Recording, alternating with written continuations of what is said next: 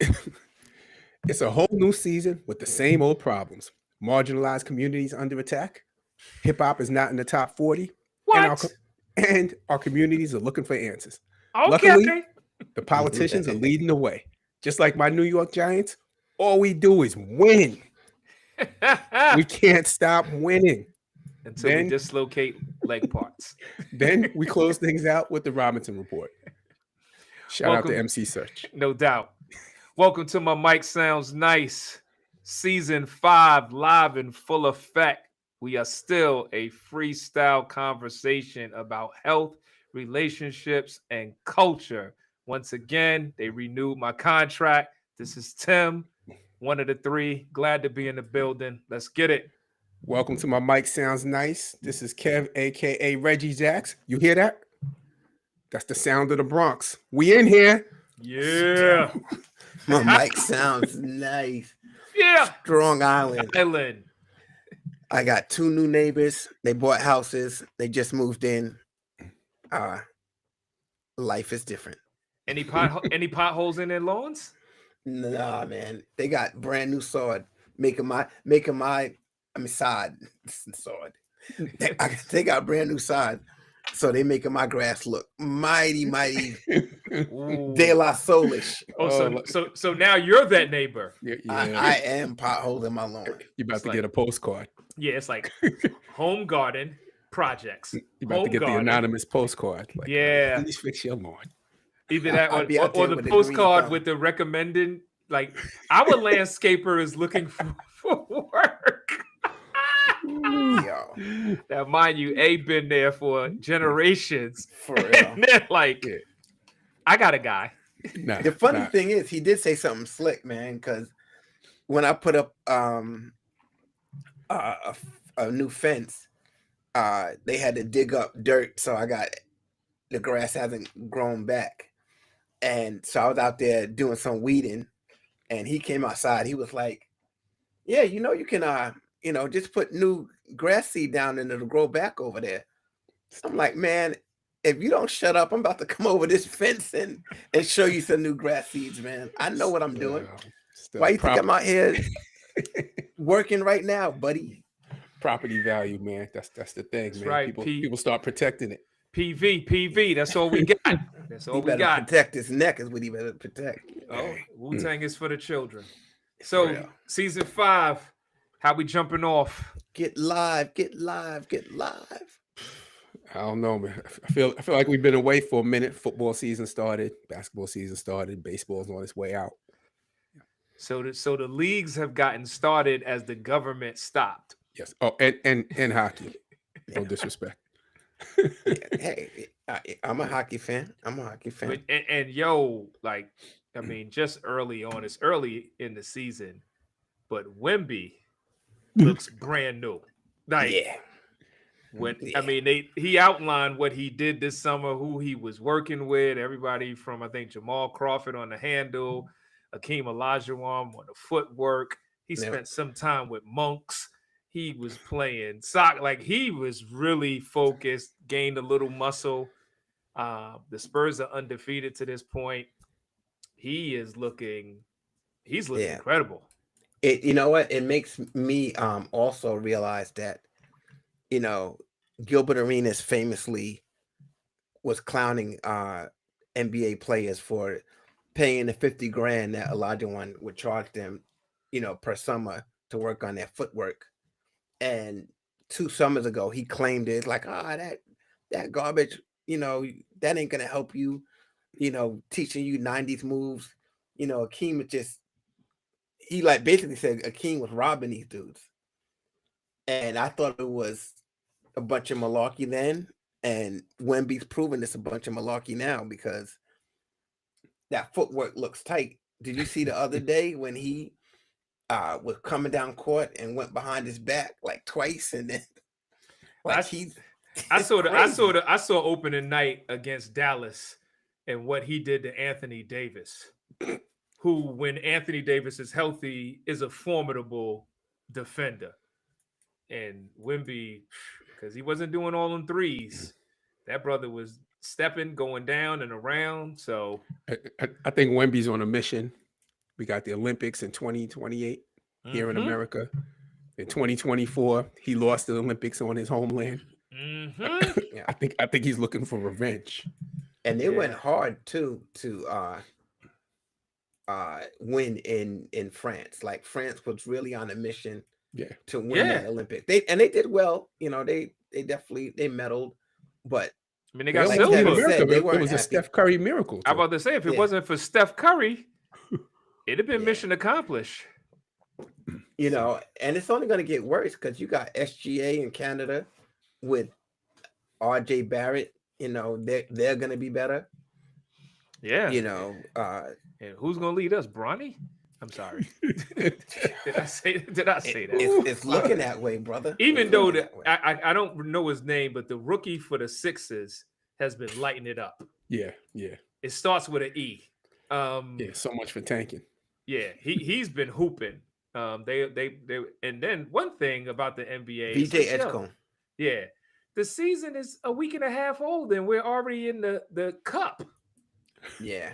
Like Oh, cup, word? That was dumb. cup play started Last night. Right? last night. Yeah. Well, I get. Well, they do it early because that's where people are disinterested. That's where fans mean, like but- me are like, I'll wait. I didn't know that. I didn't know it started this soon. Yeah. I Yeah. mean, this is pretty quick. This seems even faster than the WNBA. Yeah. So, but you know, Yeah. And then football, go Daniel Jones. Always said I believed in that kid. Man. yo, I was about to I say, told you he was go I back told in you the he was files. something, man. Go in the files. Uh, Did you say that for real? I'm I like, was- yo, Kev, I've been the a kid big is not believer. The bad. kid from Duke. Oh man, when we picked him number 9, I was so excited. Number 9, I thought it was number 6. Number 6, yeah, I was so excited. Yeah, man. Nah. Yo, what he's I doing did. with the Colts. It's like, ooh. You gave him no grace at all. You Between right. him and then what Sam Donald is doing with the Seahawks, like change the scenery seems to be Yeah, nah. making people do their thing. No, Yeah. I didn't hate him. I just wanted him off my team. I wanted him charged with war crimes, but But And other then- than that, War crime. other than that, we good. So yo, hey, what's up with Justin Fields, man? I never wanted him. Yeah. I don't know why somebody would want a guy who couldn't even make it a full season in a city like Pittsburgh, which I trust. So if Pittsburgh is like, we don't want to keep him, we don't want to retain him, and we don't want to start him, I think Aaron Glenn should have been like, you know what? I gotta trust Mike T and what they're doing over there. So I was surprised they got him. Like, Like Glow said, let him cook. yeah, just not. He can cook somewhere else. Yeah. I think we need to draft somebody on the Jets for next season. Is what we need to do. I mean, there's no real quarterbacks coming up. Nope. Jackson Dart is on the Giants. Jackson Dart and Scatterboo. That's right. I got my third base crew, MC Search, Prime Minister Pete Nice, Yeah, but Yeah. What did he break? It looked like Scatterable he was broke a out. bone. everything. It was like ankle, Yeah. Ankle, fibula, fibula, dislocation, like crazy. some Like ligament damage. Yeah, between he's- him and neighbors. Yeah. Now they can go to the concerts together. Now the one thing definitely praying for speedy recoveries for both, but they have youth on their side. Youth has a bounce back factor that if you're a 30-year-old receiver and that happens, It's over. you might want to start thinking about career choices. That's what you saw Malik Neighbors dancing at Sierra's birthday party. Oh no, I didn't see that. Yeah, people were upset because he hasn't had his surgery yet. Oh, he hasn't. He's been doing prehab work trying to strengthen it. Oh, okay. To speed up the recovery. To speed up the recovery after the surgery. Yeah, but And people are like, that shouldn't include dancing. Yeah. All right. Yeah. But all right, So, A. What about I you? think- Yeah, our teams all stink. So what's Yeah. good? How you, A? I'm good, man, and I'm happy that basketball is back. I'm happy my Knicks are back. All right. So since we're streaming, even though people will hear it after the fact, and it'll be dated, Game 7, The two famous words in sports. Blue Jays, baby. Game 7. Blue Jays. You got Blue Jays? Yep. Who you got, Kev? I think I'm going with the Dodgers. I'm conflicted. If the Blue Jays could take them to the 9th inning last night and push them, and Did you see how it ended? yes, Yes. I was like, oh my goodness. Like, I mean, first of all, if the ball on the first hit doesn't get stuck in, yeah, the homeboy scores, so then it's 3-2. yeah. And then somebody at least on second, if not It's 3-2. They third, would have walked. They would have walked them to yeah. So, and then on top of that, the fielder was probably playing a little shallow. And then he doubled him up. So Nah. it took a lot to. What'd you say? I just there's a certain. I mean, both teams have incredible resilience. Like it's been an incredible series. It really has. But And Game 7s in the World Series, the reason I like them is because they don't resemble regular baseball at all. Everybody could pitch. Yeah, yeah, Anybody can, yo, anybody Yeah. could be there for 2 outs or whatever. Yeah. I was about to There's say, no- if you was on starters. the bench, Lloyd, we need Yeah. you. We need the Exactly. lefty. we need you to throw one strike. Yeah, we need you to get this one pitch out. You Yeah. can do it. because my man got out of that jam last night in 3 pitches. Yes. He's supposed to be. He potentially could start tonight. But my oldest brother's a diehard Dodger fan, so I'm a roll with my brother. Yeah, I mean, I'm a Dodger hater, but I can't front. Like watching Shohei is just Yeah. Yeah. Watching Shohei is just amazing. Yeah. I'm not even a baseball fan, and he's incredible. So, but yeah, hopefully it's a great game. So, all right, let's jump in. Let's jump in. yes. What you got for us, A? Well, the first thing I wanted to share with y'all is something that kind of disturbed me. So this is not really a So we starting off Topic. the season. We starting off the season mad. Reggie All Jacks has got All to right, you. I'm eh? ready. Yeah. I'm ready, Yeah. A. Let's Yeah. go. Reggie Let's go. Jacks has poisoned our producer. We're Yeah, I starting season 5. Just point me in the direction and pull the trigger. I'm ready to go. Who we going after? And so just watch and we'll talk about it afterwards. Yes, sir. I'll keep my list. Okay. Volume. I got you. He already mad. He like, turn it up. It's muted. Turn it It's up. muted. Turn it up. So that's what we try to do now. Thank you. You too. Thank you. Okay, I'm So sorry. This is That- a room search that's being done. The nurse wanted to be honest when she said that She smelled something. so. So this is what's happening.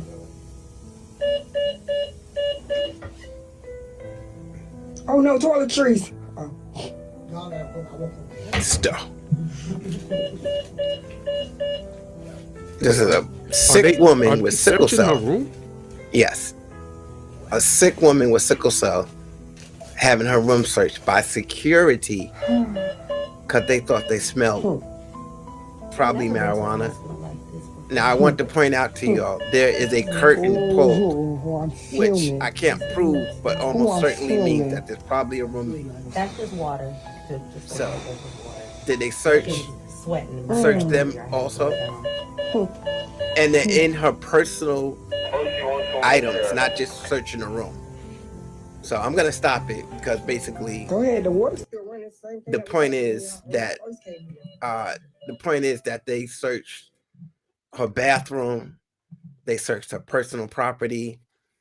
They weren't necessarily, unless it wasn't recorded, searching her roommate or looking over in the other area. I experience and I have heard from my sickle cell community all my life about prejudice and racism, accusations of addiction, all types of problems with sickle cell. And one of the issues I will give medical staff grace is that they see sickle cell patients all the time. So the relationship isn't like a normal patient where they treat you like, oh, well, you're a frequent flyer. You know how the hospital works. You know how things run. You're not there as a newbie, like, oh my God, I'm in a hospital. My life is, going to fall apart. So there's a comfortable relationship there. However, I think you can go too far. And I just don't think that a regular patient, even if you smelled marijuana or cigarettes, a nurse would ask security to come and search your room. I doubt, but definitely not your personal property. What say you, Kevin, when you see this? I think it's awful. It's horrible. Having definitely had experience with NYU and hospital facilities, and have had great experiences there. Uh, Definitely disappointing to watch that. For the life of me, I'm looking at, is this even protocol? Does security have the right to be able to do that? If you, I would just be interested to understand what their policies and procedures are around that. Because if they found something, then what? Yeah, yeah. Like it doesn't make sense to me. It just seems like it's like it's going too far. I mean, my thing is that if it is something like marijuana, because I don't know, would they do that for cigarettes? But let's say it is marijuana. I think we all know that marijuana smell could be on people walking by. It's hard to kind of pin that down. Guest clothes, somebody in Yeah, a car. It could be on anything. yeah. So Tim, when you see something like that, what is your gut reaction? It's it's a situation for me without knowing all of the particulars, but just from the optics, it's disheartening because you're taking advantage of someone who's already in a vulnerable state. And I mean, I don't know anyone with sickle cell more than I know you, um, but I know enough to know that crisis is a real thing, pain is a real thing, and when you are in a situation of vulnerability, the only thing that you really are holding on to is some sense of dignity and respect. And so my thing would be, if the nurse smelt something, is that the way that you handle it? Like to what you were saying, Kev, like what is the protocol? Because if they go through all of that and then they find nothing and then they roll out, if am I the patient? Am I still comfortable with that nurse for the next shift? I'm not. You know what I mean? Because maybe they smelt something because a visitor came to see me who got off the D train. I don't know. I mean, Yeah, so, and as you said, if it's a situation where it's like sickle cell, and this is where I'm going, like at some point, like, do I get the benefit of the doubt? Like, I don't know. It just felt just very lack of decency and respect and care. Some instances, even if you're following protocol, I didn't see any care there. And so how comfortable would she be when she's allowed back in her bed and then has to engage with that nurse, especially like you said, going through my personal things, and like, yeah, that was extra. As it's you hit on a lot of key points, Tim, and I really respect you, brother, for doing that, because you hit on things and you don't go to the hospital, but you hit on a lot of the keynotes about care and comfortability, and you and that nurse. I always say the hospital is a personal relationship. So you're in the hospital with that nurse for the next 12 hours or a 12-hour shift, and now you've had this uncomfortable situation between you. So now she got to bring you medicine. You still got to interact with each other. I've had problems where I've had bumps and roll with nurses, and it's not comfortable after that. Um, I've been going to the hospital for 52 years. I have never, ever seen security, and I could probably say 8 hospitals in my lifetime, maybe more. I've never seen security search somebody's personal things. And I don't ever recall any of the paperwork that I normally sign that says you can search my book bag or whatever. And I can tell you and maybe I'm wrong, and maybe they have the right to do it. I'm just telling you, we're probably going to have a real problem because you're not searching my personal stuff. You're not going through my book bag and look at my socks and my underwear and my dirty clothes I had on yesterday, because that's all that would be in there. But it's about the principle. So I was just offended. I think the nurse wouldn't have done that with other patients. I think when, like I said, with sickle cell patients, there is I know that, I can't say in the situation, but a lot of times you go to the same hospital, you end up seeing the same nurses, and that nurse might have just felt comfortable doing that. Whereas that was a cancer patient that just came in on the floor. I don't think that's happening, brother. So I was offended. I don't have much to say. I just wanted to play it. I thought it was inhumane, and is a small glimpse of some of the things that happen with people with sickle cell. And anybody who reads the comments in Instagram, you'll see tons of sickle cell patients, just unloading on what they've been through.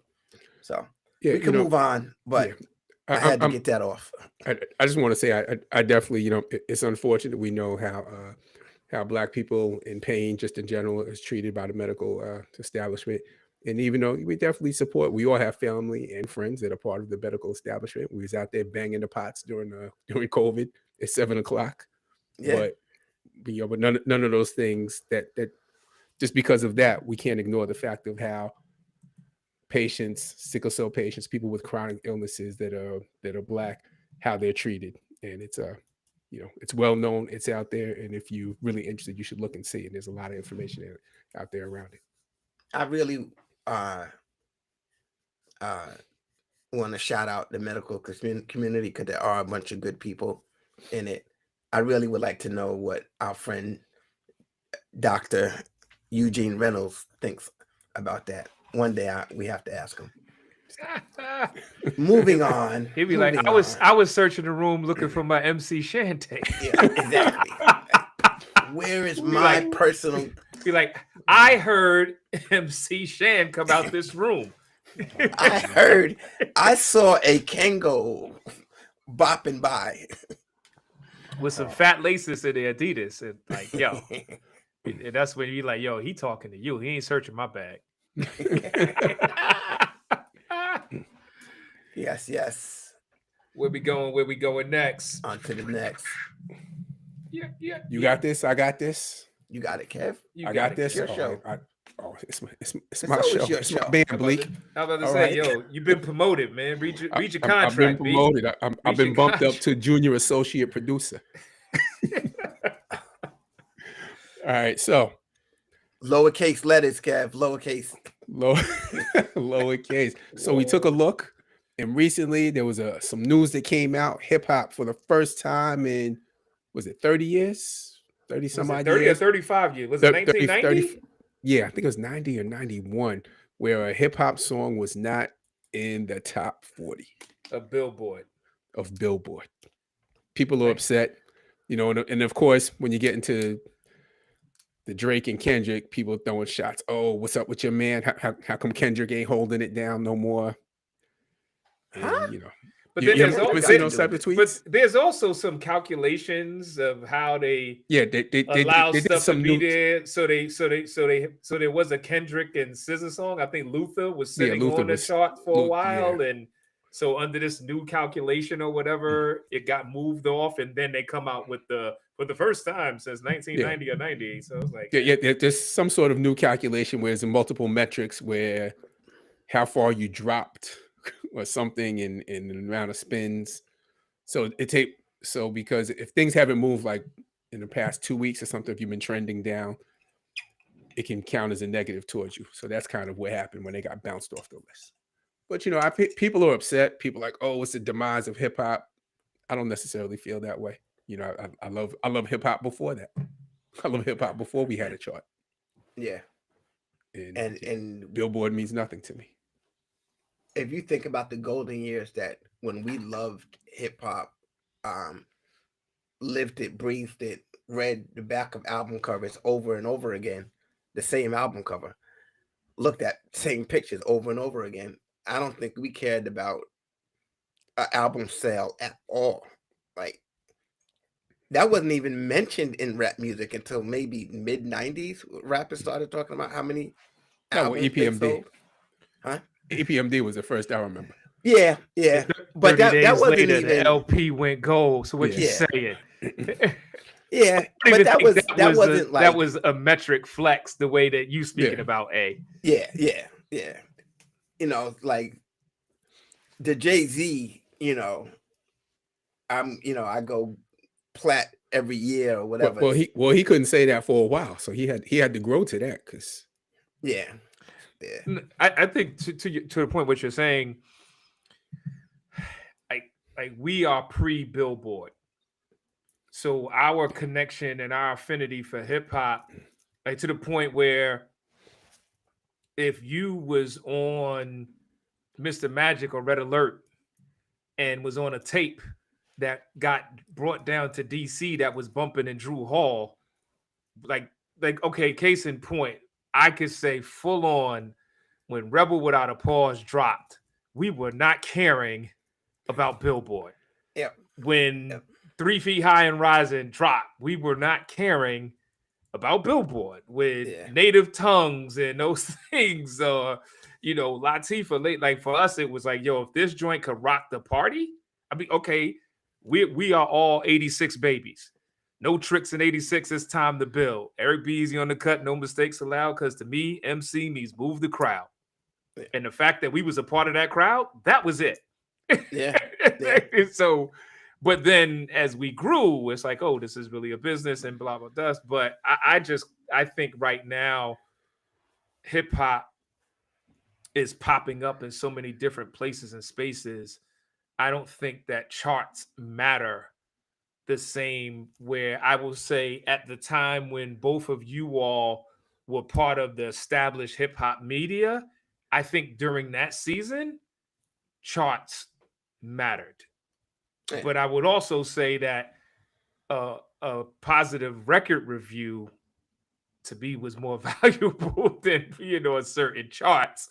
But that's another topic, Yeah, no, I think that you're right. And you even think about a song like Public Enemy #1. That wasn't charting on any Billboard chart, back then. But we loved it. Rebel Without a Pause wasn't going to chart. Potholes in My Lawn was not the type of song that would chart. But those were songs that we loved. But I think the most important thing now really is that the way that they count album sales is really problematic. And it's so problematic that you can have a #1 album, but you're unable to tell if you belong in a stadium, if you belong in a 10,000 seat venue or a 5,000 seat venue. Or Blues Alley. You think about NBA YoungBoy. He can do large venues, but probably is not on Billboard at all. At all. NBA YoungBoy, Rod I think he's in Wave. the 50s. What'd you say, Kev? I said I think NBA YoungBoy he has a song in the 50s right now. So that wouldn't be top 40. No, he's not top 40. Yeah. Rod Wave was doing arenas. Yes, that's what I'm saying. These guys, Ken Carson, Playboy Cardi, is out doing a tour now.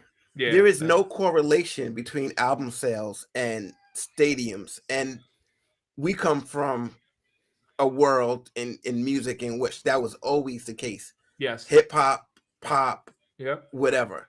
Yeah. So the way we count these things is really problematic. And then on top of that, you add people buying bots and buying fake sales, and the fact that radio isn't as important as it used to be. That always existed though. The Yeah, purchasing, the but I payola, the I think we living in a world where we had radio and you had a strong top 10 songs that were in rotation, whether we liked them or not, gave you some semblance of what was popular, what wasn't, what was quality, what wasn't. And without radio having that role that it used to have, it makes it all jumbled up. And you can falsely say, hey, my record is, I'm rocking over here. And you're really not rocking, but you spent a lot of money to look like you're rocking. It would be interesting, to some degree. I think this metric point has generational attachments to it. It would be interesting talking to young people who would like whether Billboard is even something that they pay attention to care about. Mhm. What may be more meaningful to them is the number of views on YouTube, or how many followers do I have on Spotify, or some of these other things that would correlate, because for them it's like, okay, a chart on Built, to your point, which I think was great, that right now charting on Billboard doesn't directly correlate to being able to rock out stadiums. So then I could see young people today, if I'm an artist, if charting on Billboard doesn't correlate to money, who cares? Why do I care? Whereas I'm not like, working the stats to be on that. yeah, whereas like Young Boy and Rod Wave or Glorilla or some of these other artists, that if I'm getting millions of views on YouTube and millions of stream, even though the money is not much, but it still is, that's where there's revenue. This magazine or website or whatever it is, it ain't it anymore. So Yeah, I mean, it's a trade magazine. Like, we really got to think about, like, this isn't like People Magazine. This isn't a fanzine. This is a trade magazine It's for not people Men's within the industry. yeah, So the fact that people outside of the industry, general fans, are concerned about those types of numbers and things is kind of wild to me. Like, I want good, as a fan, I want good music. yeah. No, and it's been a 35-year run. Is there another genre that got 35 years straight?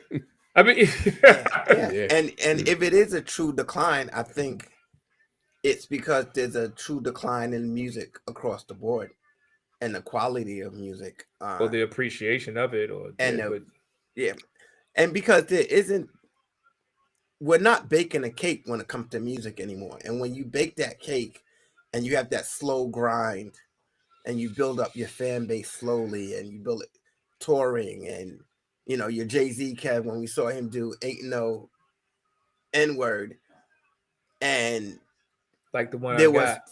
15 people there. Nobody was paying attention to him. Nobody paying attention, and 3 months later the song is the biggest song on earth, but he was out there working before he blew up. Like, those things, it happens backwards now. You blow up on the internet and then you go from there. You And blow I up think- and then you're like, oh, I got to come up with another song. Yep. I mean, I wonder if it's a combination of that, and also Billboard trying to figure out what metrics actually matter. Because the thing is, when we talk That's about true. so and so sold 800,000 or 200,000 records, well, we're talking equivalents, so it's not real.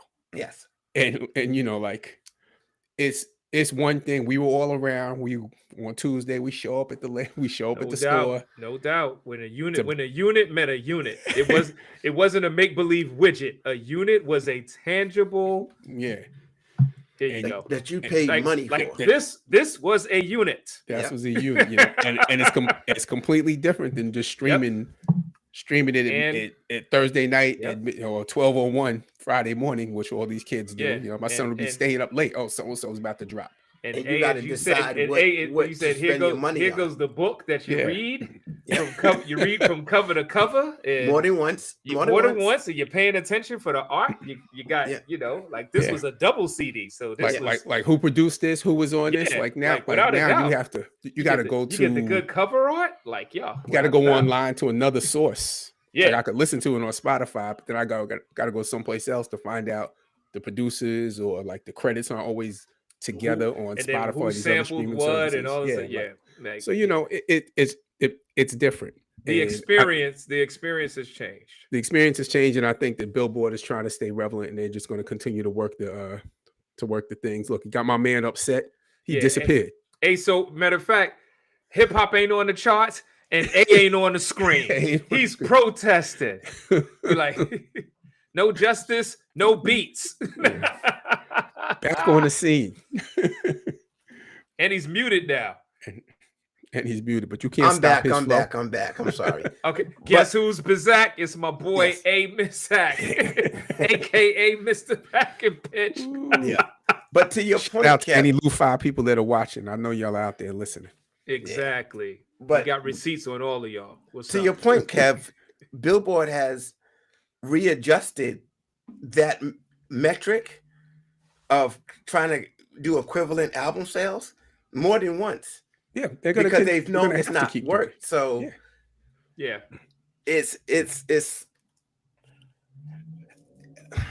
Yeah. it's a bunch of things going on. You know, I think that AI, the way people consume music, the way stars are made, all of these things are I blowing think- up and causing hip hop to be in a different space.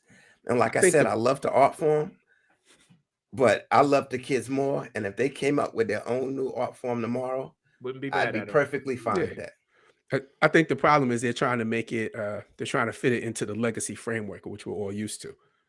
Yeah. And if they would just be like, "Yo, this much on Instagram, this much on this much on this platform," you know, or add up all the Apple, Spotify's, and the other streaming services, and you just give us kind of those raw numbers, or you aggregate all of them. I think that would be better. But you're trying to fit it into equivalent sales.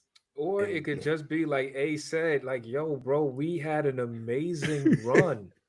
Yeah, Like honestly, Yeah. and I'm not even on some Nas, you know, hip hop is dead or whatever. Because here's the thing: the young people could come up with something new and run with it. Because okay, you think about it, when hip hop was coming alive and it was the thing, they didn't stop studying jazz. Mm.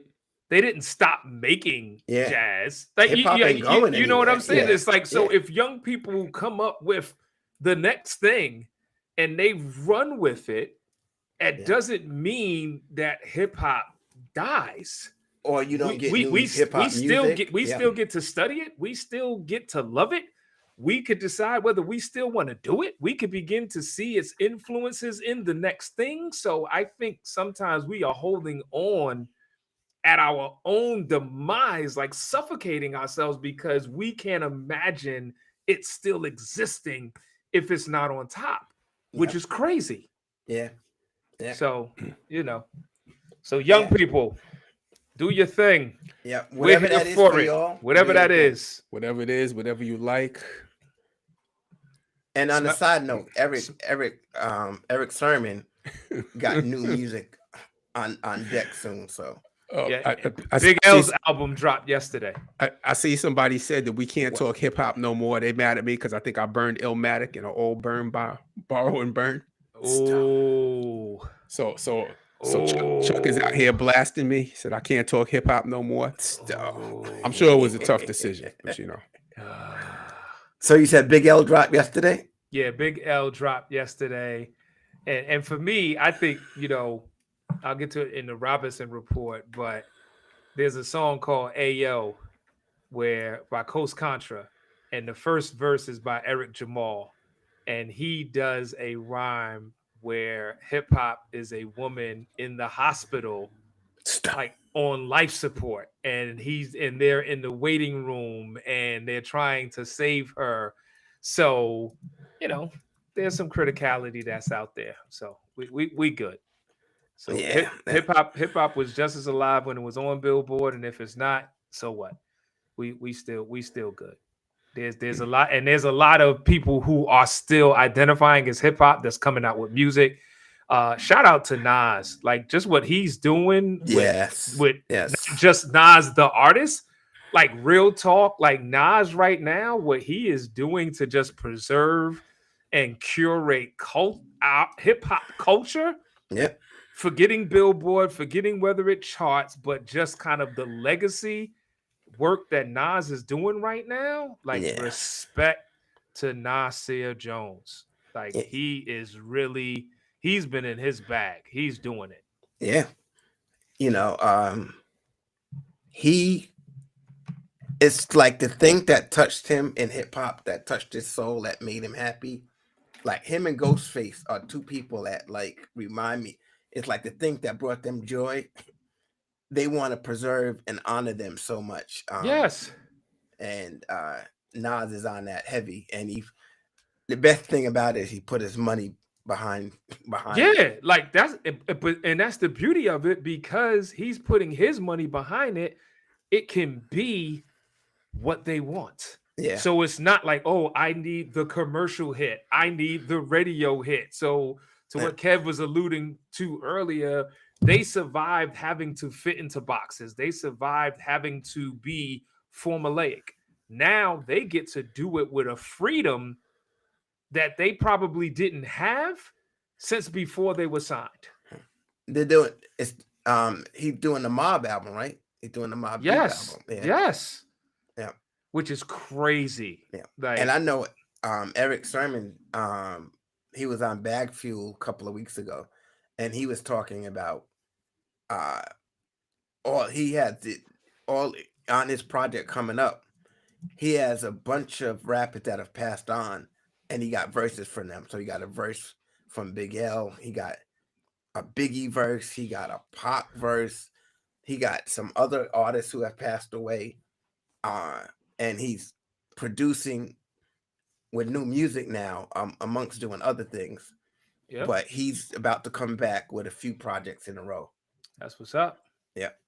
So That's what's up. I'm Bring happy back for the Eric. native tongues. Yep. Yep. All right.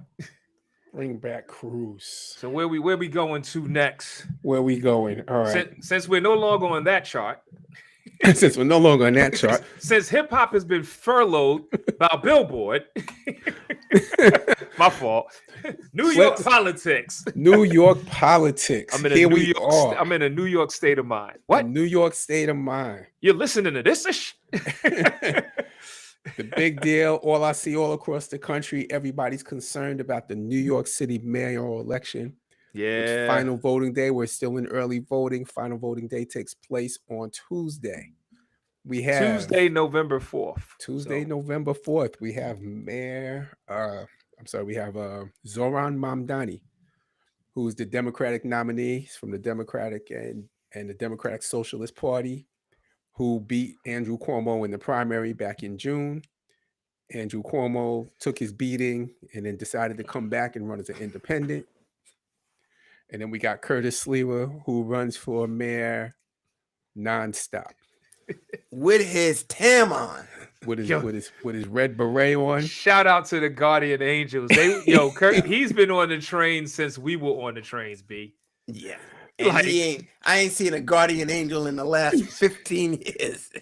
It's definitely been a minute. Whenever I see the Guardian Angels, he's always around. That's a fact. Yeah. Like I think they only assemble. It's the old crew. It's the old crew that gets back together. It's the original. It's Voltron. Yeah. It's like they seem to assemble when he's around. So like whenever I see him, I'm like, I know he's somewhere there.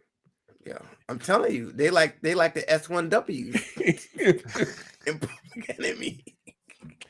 So there's been a whole lot of back and forth. People are angry, upset. Trump is involved. All types of people. People endorsing. People won't endorse. Republicans sending money Cuomo's way. Yeah, they spent $22 million. They sent in Cuomo's way. Bloomberg just sent another $1.2 billion. To Cuomo? Yeah, Okay. These people are scared of. they are scared of Mamdani. They keep they're calling him scared. a socialist. They call him a communist. They're just using words. They don't even know what they mean. Socialism is not communism, people. Nope. The Islamophobia is crazy. Cuomo put out an ad. Cuomo's put out some crazy AI slop ads. He did a Halloween ad, was crazy yesterday. He did an ad, Criminals for Zoran, where it had a black man as a pimp with a van full of white women. What? It's been wild, brother. Yeah. Wow. You would have thought Cuomo was a Republican because the ads are Republican-like and have a racist tone to them. Yeah. They just do. It's sad to see, and I like Cuomo as governor, but he's, trying to scare people. Memdami has a plan to help the homeless on trains, and rather than just arrest them, he wants to send this basically mental health staff down into the train system and get these people into proper housing. Housing, medical treatment. His estimate of homeless is equal to the beds that are available in New York. So he feels like if we can get the right services, we have the capacity to help these people. Cuomo makes an ad because he wants to add 5,000 new police. He makes an ad in the paper saying, the trains are all empty, and it's like, yeah, I'm going to send a cop down there and protect you. And Zoran is going to send mental health workers. So basically it's like you're going to get stabbed up rather than, get the proper help. But So it's just scare tactics. You have a and good stuff. state of mind while you bleed out. Yeah, That's what he yeah. said. Yeah. I feel like most of the people that are scared aren't even on the trains. Oh yeah, they don't even take trains, those people. So it's just a lot of scare tactics. And it's such a weird thing, Tim, when you listen to his platform. It's all about affordability. I just want free buses. I want free childcare. I want to put a rent freeze. That's all he's talking about. Yeah. Those are not crazy left-wing. I would call them slightly left, middle of the road options in New York, because New Yorkers haven't been able to afford to be here for the last 20 years. Private school, the quality private schools, the ones that people want to get to here in New York, are over $60,000 a year. Yo, that's crazy. Yeah. Yeah. Yeah. Do you think if our parents had to pay that, we'd still be in school? Yeah. And I mean K-12. You're going back. Be like, you're going back. I graduated. You're going back to be like, yo, man, if it was one of those things that you couldn't move to the next grade until you had a zero balance, there'd be people driving and voting who are still in like 8th grade. I mean, that's 60,000, a decent child care program, and all these, you want to get into these feeder child care programs. You're talking like $30,000 a year. Yeah. Let me ask you, Kev, realistically, to live in the 5 boroughs and to live as a middle class person, what do you think, honestly, you need to bring in? I think I say over 200. You got to bring in over 200. The rent is the biggest issue, right? So you can probably there's places you could live in a city. It might be kind of far drive, but you could probably get in for $300,000-$400,000 for a house, which might run you maybe $3,000 a month for housing. Oh, yeah. So you're going to need, like, if your kids go to public school, you probably need about 120, 150, somewhere in that range to be in public school. Yeah. Now, private school, you get a decent package, but how's your kid going to be smart? You got to be able to, if it's straight genetics like me, then you're going to have a problem. I'm talking about living comfortably. I'm not even talking about getting by. And I think that if we're not at 200, we're close to 200. Meaning I can go on vacation, I can travel to see family. Oh, yeah. If I want to buy some nice clothes, I can. Well, you're in the twos. For that, you're in the twos. But you're in the twos, and you're still paying attention to your bank balance. Yes. In your twos. Yes. That was my only point. Like a middle class I'm comfortable in the middle class, not I'm surviving. Yeah. You know, and And I that's say that that's because two's Yeah. hoping something don't happen that you slip. yes, and I only say that That's because twos with no layoff. Yeah. there's Yeah. only a few places in the country that can understand that. You know, Oakland, San Fran, Palo Alto, but the rest of the country, you know, they would think, are we crazy? You know, like Washington D.C. metropolitan area. Yeah. Yeah. No, you are not crazy. yeah, yeah, Because to a household at 200, it could still be tight. yeah, Yeah. yeah, yeah. No, It might have to be close to 200 a piece, unless you're moving further and further away and from the further city. Yeah. further away from the city. Now, I will say that there is some differences. You hit that. I think you hit that in this area sooner than you do in New York. Mhm. You know what I mean? Yeah, Because- moving because- moving because- further away. You got to go Yeah. further away. Because in New York, because in New York, to move further away, like you're out. yeah. Right now, you're in Queens, past Left Rack City. You know, they you've been moved that far out, because Brooklyn, all that area by the bridge and all of that, people from Manhattan moved into Brooklyn and moved those people out. So those people are in Queens, and Yeah. are they going upstate, Kev? I don't know. Yeah, they go upstate, East New York. It's East so New York. so They haven't hit Brownsville yet, but you yeah. know. I'm like, yo, you can live in East New York for like 40,000. you can't go 100 outside. $180. You, You're good. you can't go outside though. Yeah. Be like, yo, Oh, like man. Prodigy said, there's a war going on. Nobody's safe from. You shook. But yeah, man. But I say all that to say, so when you talk about affordability in your advertising, and you've been preaching it for the last 6 months, it resonates with People. Democrats in the city. It Yeah. really resonates. And also, but then truthfully, the term affordability, that joint is subjective. Mhm. Because what preaching affordability to me and Vanessa, Kevin, Sean, you and Michelle, we're blessed in the Yeah. grand scheme of things. I mean, Yeah. we have our challenges, but in the grand scheme of things, we are blessed. Yes. So what an affordability message to us is different than affordability message to 3 other families who are in the projects. Shoot, my mother and niece and nephew. I just, you know, No, I yeah, just- you're just right. was It's saying just a that. different it's a different experience. Yeah. Um Because you're like, affordability means that me and my wife can take 2 international trips a year. We can do this. I can get my lawn fresh and green, Yeah.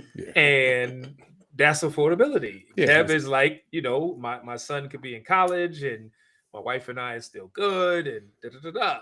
For Yeah. some, affordability is my SNAP benefits came, Yeah. and I was able to do this, and the after school club feeds my child, so that's one less meal that I have to like. So that affordability formula is not just one formula. So, And look, I've been there on all sides of affordability. Like I was in DC making next to nothing. And, oh you know, yeah, we all have been. living with 3 roommates with a child. And I remember I was like, yo, we love you, Kev. it's like, yo, maybe if I just eat once a day, I have enough money. I'll be able to feed my child for 3 meals. Yeah, that's the 3-1 plan. She gets 3, you get 1. Like 3 and get 1. Yeah. After about a week of that, I was like, you know what? We need plan B. Yes, yes. Yes. But like you said, we've all been there. Like we look back now and be like, yo, Mhm. I don't know how we lived. Yeah, for real. One, I don't know how we lived, and I don't know how I was so happy living like that. And that's the part when you think about it, like, yo, the amount of things that concern us now We was carefree Yeah. and check to check. It's more And- money, and- more problems. And our check to check was knowing when each other got a check. It wasn't even just your own check to check. Because we could take it back to like, yo, hey, don't you got a care package coming? It's like, yo, I'm gonna go get that Minute Bowl Spud wet meal. and Couldn't wait to open that box. What's in this Yeah. box? Yeah, so I mean, you know, it's an exciting time here, particularly in New York, with this election going on. It's interesting. I feel like people don't want us to elect our leaders. Like everybody, it's always states' rights, states' rights, states' rights. But for whatever reason, New York is not considered. Like we don't get to make our decision. Everybody outside got to weigh in and determine who's going to rule us. Like So people. do y'all two are New Yorkers? Do you think Mandani's gonna win? See, I was gonna ask that. Let me clarify things, because I want us all the way in. Polls, his margin is 7%, 7 points, in some polls, and as high as 18 points in September.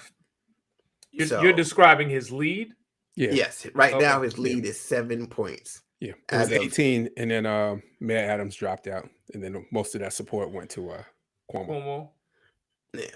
So it's a 7-point lead. So knowing that, I'm gonna say I think Mamdani wins by about 3 points, closer than people think, right outside the margin of error. What's your call, Kev? The 7 points that he is up is on Cuomo. Yes. Okay. Mamdani has 41% of the people. Cuomo has 34. Sliwa has 24. Oh wow. Sliwa's come up big. I didn't know he had that many. Yep. And that is Atlas Intel poll taken between the 26th and the 30th. I think Zoran is going to win.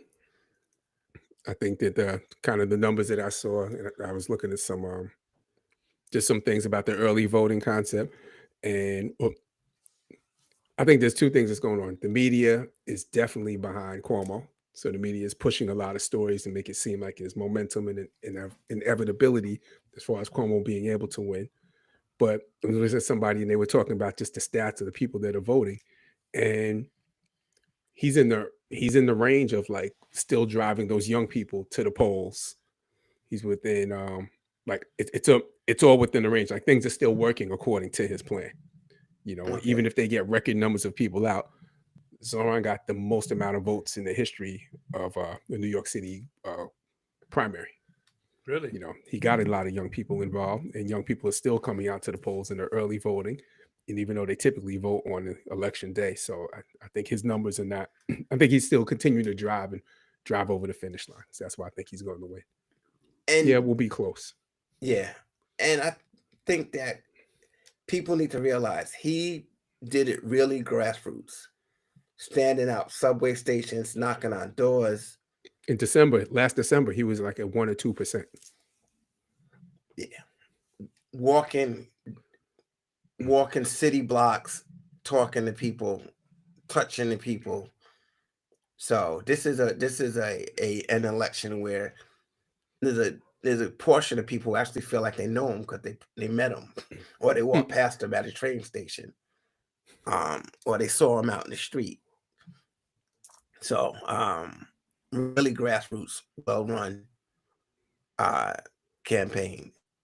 He had the opening night for the Knicks.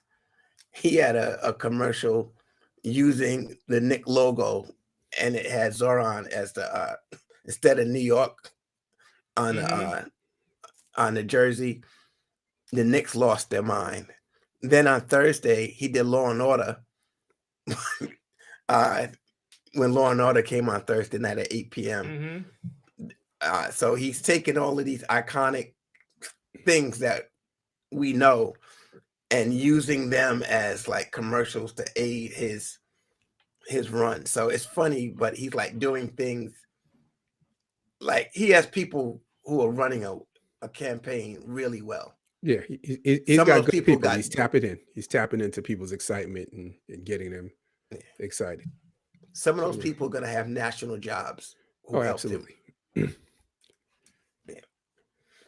What do you think, Tim, from the outside? You think he's going to win? From the outside, it looks like he's going to win, and it also looks like people are really shook about it because they feel like he represents a new wave of, and especially living in the DC area. I mean, at some point, you get tired of all of your leadership, for the most part, being old white men. Yeah.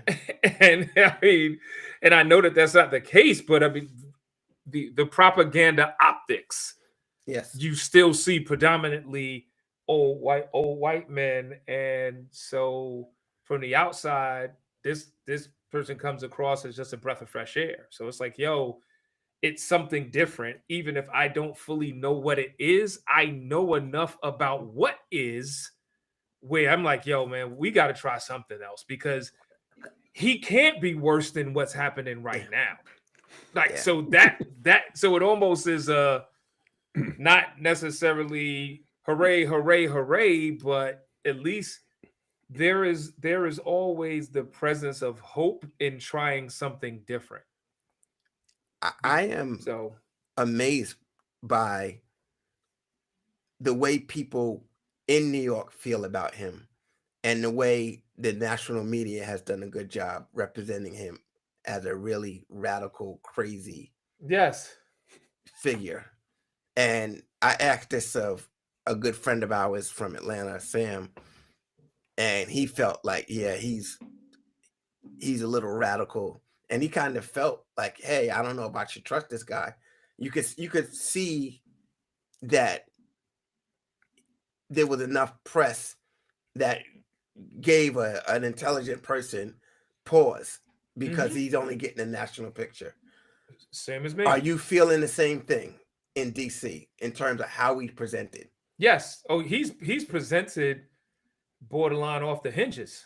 Like what us New Yorkers thinking? Like, Like New York is out of control, almost to the point that what Kev is saying, like, you in your right mind could not be voting for this guy. So the fact that he's leading the polls actually lends to New York being out of control.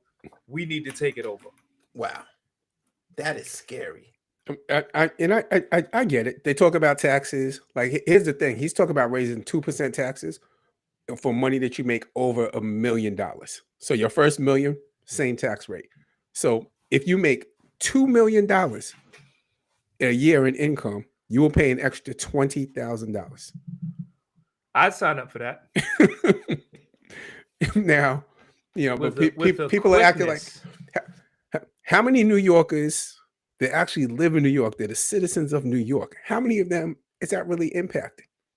Are we really concerned about the couple of hundred people, maybe a couple of thousand people that we're saving money for them, and the right so services that we need continue to get slashed and cut and burned?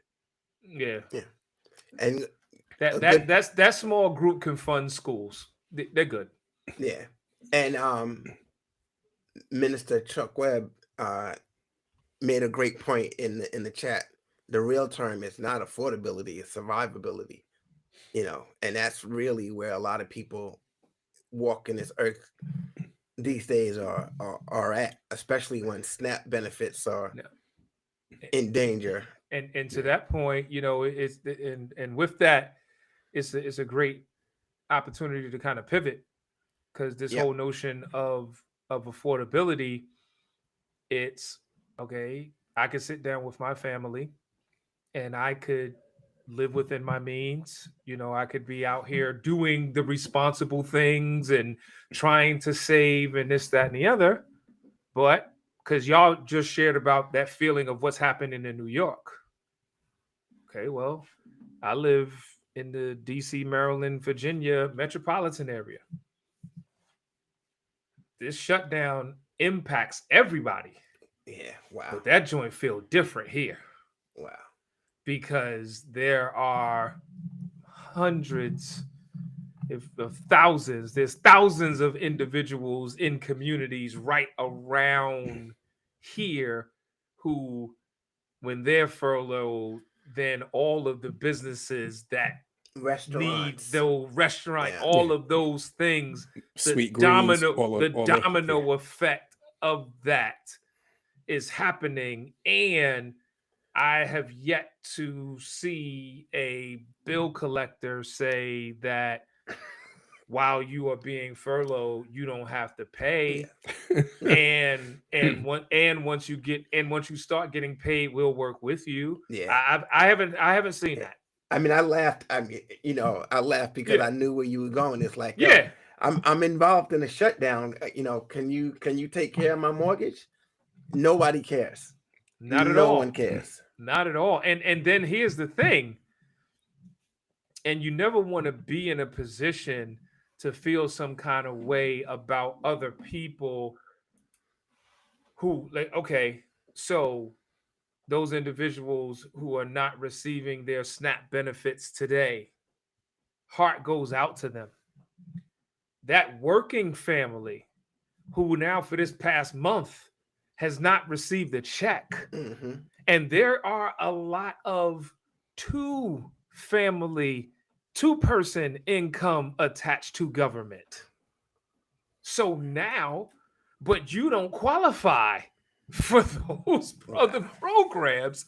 So you really are looking at food banks and other resources to just meet the need because you never qualified for those other programs and supports. And so you have this train happening right now where people are in need who sadly have grown accustomed to being in need. And then you have other people who are finding themselves in need who hadn't been here before. Yeah. And that's the pandemic feel where, we've been, like Kev, you said earlier, you've been through all of the income levels. You know how that feels. But some people, this is the first time. Yeah. And I wouldn't want to feel that for the first time being fully grown. Yeah, no.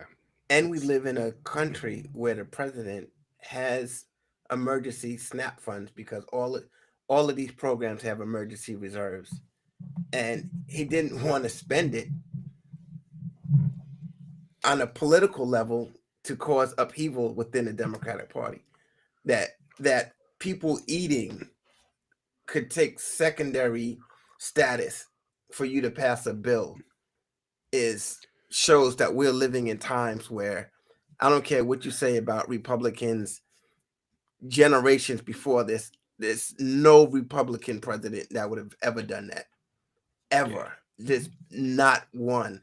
But we live in a time where we have a president that would allow people to actually starve. I don't know if I'm gonna go that far. I would say that people have always been pawns in politics. The people have always been pawns, and they haven't always been as brazen to tell you that you were the pawn that would do that. Hmm? And I'm not even saying that these people were. I'm just saying they're being public and out front. Like it's not. They're not trying to hide it. They're not doing that. They're not using tricky words. All I'm saying is that it wouldn't stand the test of time. Historically, you wouldn't be able to get away with it. The newspapers would roast you. This newfangled thing of being able to do all of these non-traditional things, Kevin, is a Donald Trump phenomenon. George Bush would get roasted to say, hey, yeah, there's SNAP funds, but we're going to let people go hungry. He would have got roasted in the media. This is all really, really new. I'm not saying that the aspect and how it's looking is not new. I'm saying that they've always used people as pawns. It's typically just been people of color. It's been more marginalized communities. but now it's a larger swath which consumes large numbers of all races right No, now. I agree with you. All I'm saying is historically, you couldn't name a president that was in a position to do this and would have done it. That's my only point. No, I Yeah. agree, and I think the to Kevin's point, what was your point? Like it feels new because it's so out in the open and it's so brazen. Like you don't need to be a political science scholar to see some of the things that are happening now. Whereas you had to, like, because even though when you was talking, I think about some of the choices that Reagan did that had generational impacts, but they really was targeted at the hood. Yeah. What's happening now, hearing the president say that the majority of SNAP beneficiaries are Democrat, like this is a Democratic program, is crazy because a little bit over 39% of all SNAP recipients are children, Yeah. which means they can't vote. And white.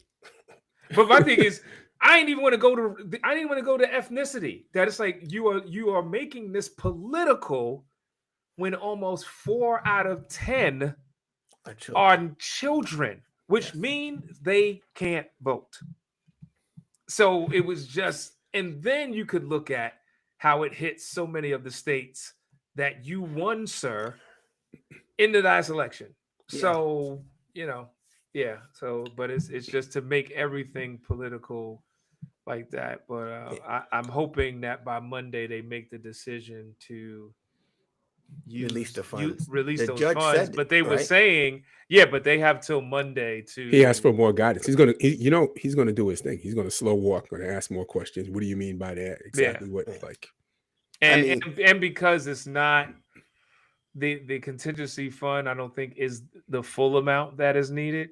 Yeah, no, it's not. And so now you have states stepping in and tapping into their emergency funds, and that's not sustainable.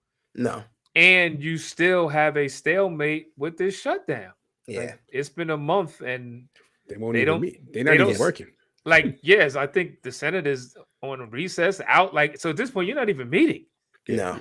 Yeah, I so mean, to Kevin's point, Reagan reduced food stamp SNAP access and, cut the amount of people receiving aid in half. I mean, not in half, but I mean, he reduced the numbers. So they have had a cold streak.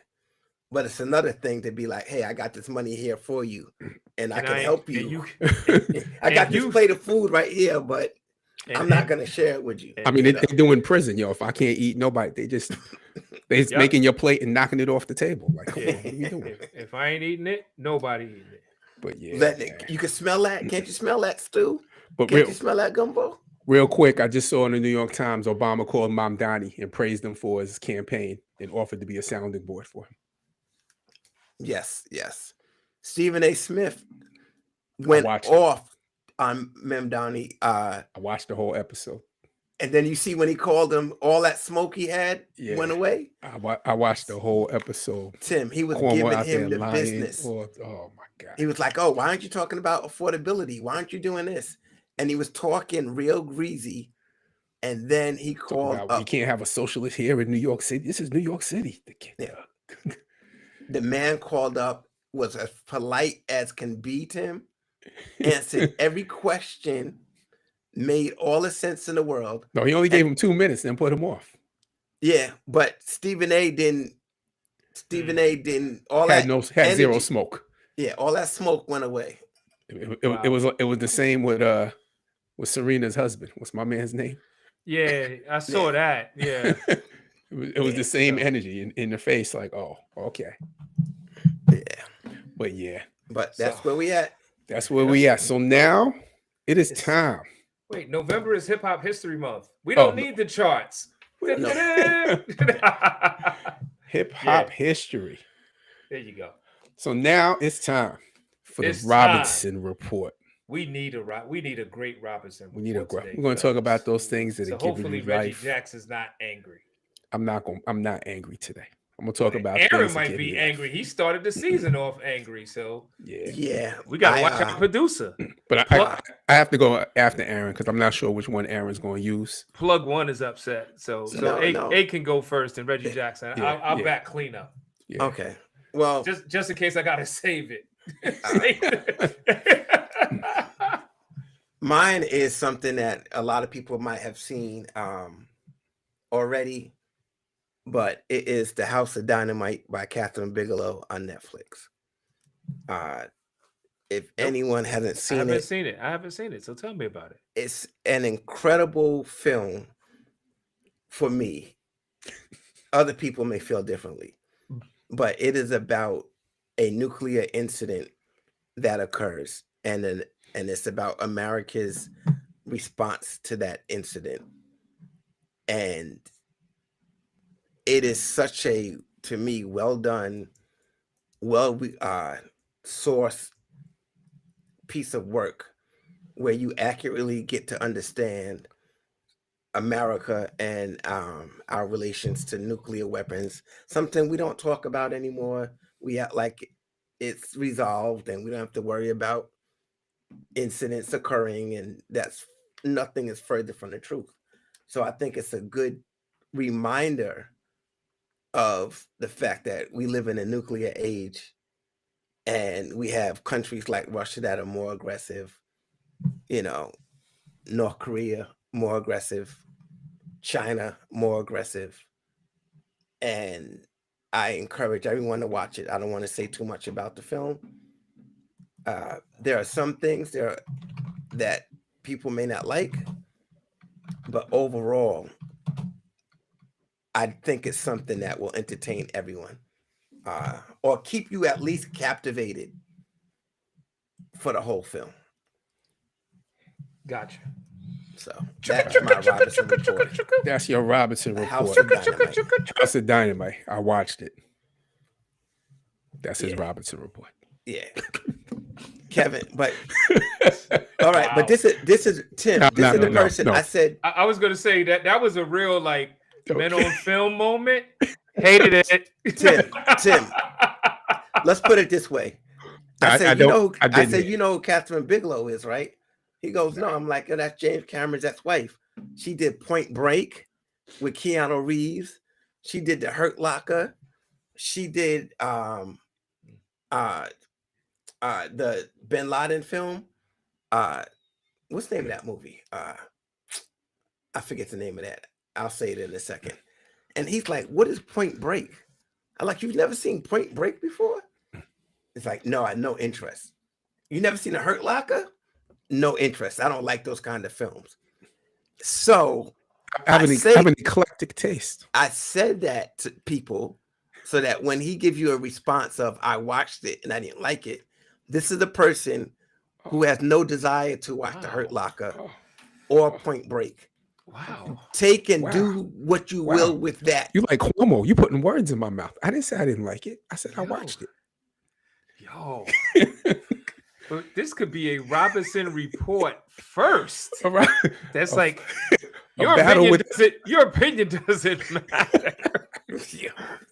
Yo, if you don't respect my opinion, you don't Yeah. respect my dog. Yeah. If you don't respect my dog, now we got to fight. Oh, I don't respect your dog. Ooh. I don't respect your dog. season Okay. 5. Season. Oh, listen, season 5. All right. we really do love each other. This is a Zero Dark brotherhood- 30 This is is the a- name of the movie. This Yeah, is a brotherhood project. Yeah, I don't even know what you're saying. You're just saying words to me. Zero Dark 30? I don't know what that is. The Bin Laden film, man. Who? She is Bin she is Laden? probably the best female director we have in the world. Shout out to the women. You know what? Yes. My Robinson report is the women. I got two. I got a twofer, right? So first, a couple of weeks ago, Lincoln Center, there was an event that I went to, a hip hop event at Lincoln Center, passing the crown. It was MC Light performing and Rhapsody performing in front of a full live orchestra, all women, strings, everything, drums. DJ Pearly was DJing. She won the what is it? The DJ competition 2 years in a row. The why am I blanking on it? This is how old I am. The DM, you know what I'm talking about, the old one from back in the day. Oh, the DMC. Yeah, the DMC. She's won that. She won that 2 years. Very good show. Great time watching the women. Lincoln Center. Wonderful experience. My wife and I went. And then later on the next Sunday, the next week, I go with my fellow co-host here, A Love from Strong Island. We hop on the train for the One Train Cypher. Yes, What is the One yes. Train Cypher, you say? Oh yeah. We ride the one train downtown and back from end to end. We had 2 different cars. People full on, about 300 people or so pile onto the cars, and everybody runs for 1 minute over a track. We were in the car where they did whips and chains. All the way down, all the way back. Great time, lovely experience. You know, chants and things going on when artists were struggling. Everybody would hype them up, talk to them. You know, where we at? We on the one train with some other expletives in there, but you know, but it was a good time. It was a very good time. I really enjoyed it. I can't wait to join the next one. We was definitely Now- probably the oldest people there. Tell them why some of the reasons why it was good. You know, Because everybody was support. It was super supportive. so you know, Tim, when you get a cipher yeah, and everybody, you know, when the guy Everybody. goes, yeah, it's like, oh, come on, catch it. I don't know what to Come on. say. Don't know what to say. Okay, that was my mark. I missed it. Yeah, right yeah. here. Like, Yeah, but they're like, yo, you only got 1 minute. You only got 1 minute. Come on, catch it. Be like, yo, 38 seconds. My mind Yeah. is my weapon. So I'm on the one Yeah. train. yeah, It's 6:45. Oh, yes, yeah. there was definitely some of that. It's the MF one train. Next up, I believe that's me. There was definitely some of that. It's because it's October, you know, so we were breast cancer awareness.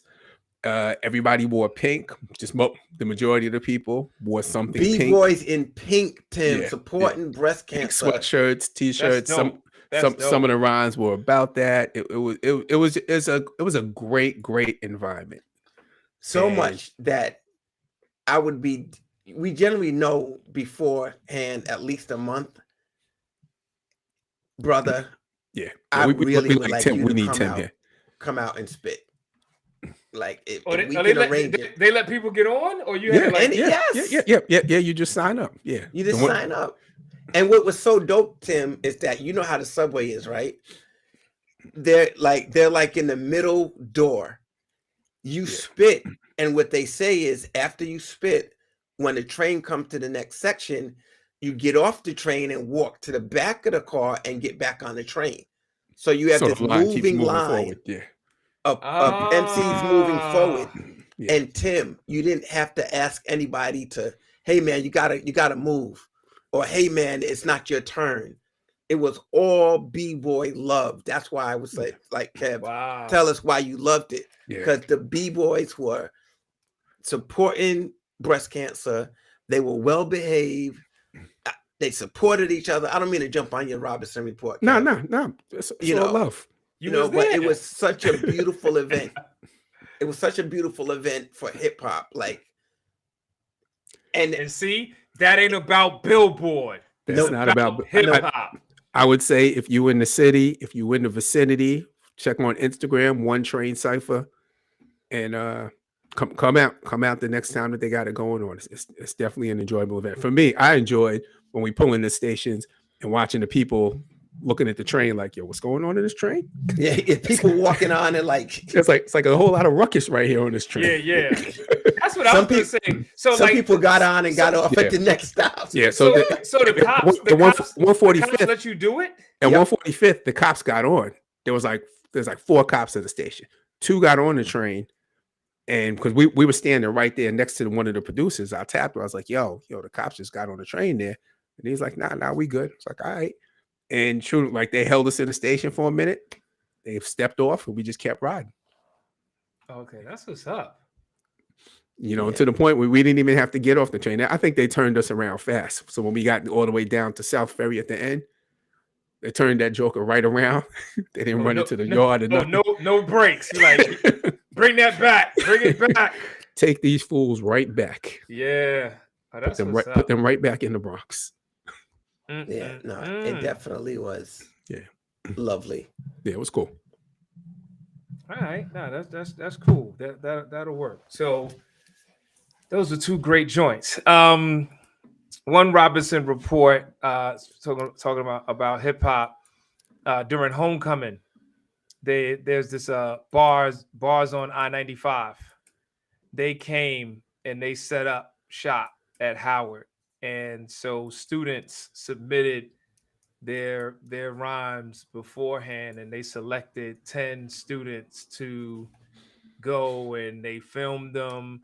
And so just sitting there, as Professor Jones, and seeing a number of my students get up there and do it. And then there's this one young lady, Michaela Shania, who is an ill artist and one of my favorite students, and she got up there and went over like a Lil' Kim Quiet Storm joint and killed it. So that was like shout out to Lil' Kim and Mobb Deep. So one is just seeing young people today revisit that 90s era of hip hop. And then for me, my Robinson report is to my new little brother, Ruben Vincent. He just dropped the album Welcome Home that came out on October 24th. So he literally had a listening party for Welcome Home at homecoming at Howard. And the thread of the album is actually a homage to Brown Sugar. Oh, wow. So in the album, the story is him coming home and reconnecting with a young lady that he grew up with. So they got that kind of love interest going back and forth. And there's even a joint on here called Dre and Sydney. And then there's this one Just For Me. So they redo the final scene where they're driving up to the radio station. In the video, they actually got Angie Marr, and they like redo the whole joint, and Tay Diggs is the cab driver. So just the way that they paid homage throughout the album is called Welcome Home. Ruben Vincent, shout out to Jamila and Third World. So definitely, that's what's up. That's what's up. Oh, okay, I remember him. I met him through where can my daughter's brother-in-law. Yeah, shout out to him because he made the connection. Yeah. That's what's up. It's on Spotify, Apple, it is on Spotify, YouTube. Okay, cool. Yeah. They're called Welcome Home. Welcome Home. Welcome Home. Yep. And they're going to be at the Hip Hop Conference at Howard, November 14th through the 16th. So super excited. That's what's up. That is a good one. Yep. Yes. So hip hop. We don't need no billboard. Exactly. That's the message. That's the message. We are the billboard. Yeah. We are the music. We are the culture. Yep. And take it back to the essence, man. No doubt. So, man, great show. Yep. Welcome back, season 5. Season 5. Once again, this is Tim saying peace. My mic still sounds nice. This is Reggie Jacks. My mic sounds nice, and we out. This is A. My mic sounds nice. Get it where you fit in, and fit in where you get it. I've been reading Spike Lee scripts for the last week. So a bunch of backwards talking on there. Funny. Speaking about Spike Lee, I was looking at a clip where Nas was talking about how he was so surprised and amped when he found out that Denzel recited some of his lyrics in the movie. Oh, wow. Like he didn't know. It was literally like, yo, watch this piece. And then to find out the backstory that wasn't scripted, that he just did it. So that was definitely like seeing Nas kind of have a fan moment, like, yo, how ill is that like one of the greatest actors of our generation know my rhymes? Like, like it was just a love moment. None of that like I should have known, and do I get something for saying this and this, that, and the other? But it was just like, yo, that's it don't get no higher than that. Like, you know what I mean? No, So, no, it don't. like say And what you ASAP Rocky looked at him like, yeah. what? He's like, Yeah, that it's like, you know what I'm saying? Like, say what you want about the movie, but for Denzel, and not to just like half-heartedly, like for Denzel to spit your rhymes, yeah, which Yeah. means that joint was in his heart, that it wasn't like, okay, it ain't hard to tell. I excel, then prevail. Yeah, so yeah. you know, That was good. That shout was- out to that. And he All right, changed, y'all. and he changed up a little bit of the lyric himself too. On top of Yeah, that. put a little sauce on it. Yeah. So, All right, y'all. all right, y'all. All right, y'all. Peace, Y'all be peace well. to the next time. Peace. Be well. Peace.